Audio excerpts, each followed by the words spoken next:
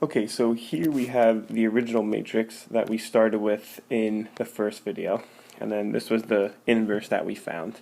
And to check that, so to show that matrices are inverses of each other, you're going to multiply them together and get the identity. Alright, and that's a common thing that you do in math.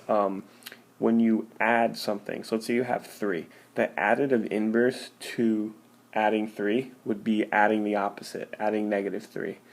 So this would be called an inverse operation, and what do you get? You get 0. Well, 0 is the additive identity. Identity in math means you apply that operation and nothing changes. You keep the identity.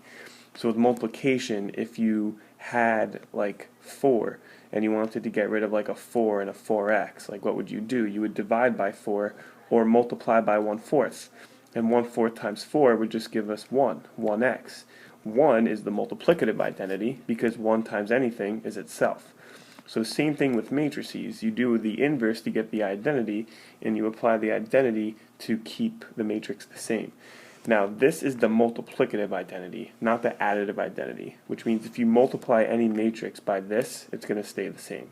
If you add that to a matrix, that would be then the matrix would change. The additive identity for matrices would just be adding a bunch of zeros there.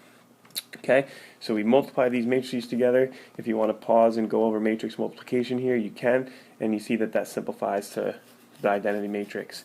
Now, although matrix multiplication is not commutative, which means matrix AB does not necessarily equal matrix B times A, when it comes to a matrix and its inverse, you can multiply them in any order and you still get the identity. So that's a benefit of inverse matrices.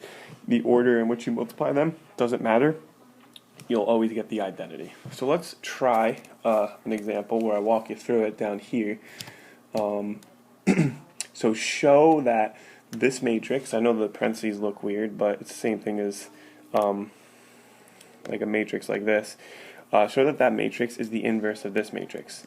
So one way you could do it is to actually find the inverse of that matrix, but easier way would be to just multiply these matrices together. So we're going to do that. Okay, I'm going to do it down here, so I have room. Okay, now this first entry in row 1, column 1, is going to be from taking row 1 and multiplying it by column 1. So I get 9, 3 times 3, plus -8. Okay, then if I do, and that simplifies to 1. Okay, then if I do row 1 times column 2, I get -12 plus 12. Then if I do row 2 times column 1, I get 6 minus 6, or 6 plus -6, which is 0. Then if I do row 2 times column 2, I get -8 plus 9. And look what this simplifies to, the identity matrix. So we just showed that these matrices are inverses of each other. And you should multiply by the other way to make sure, but I'm not going to do that because I don't want to waste your time.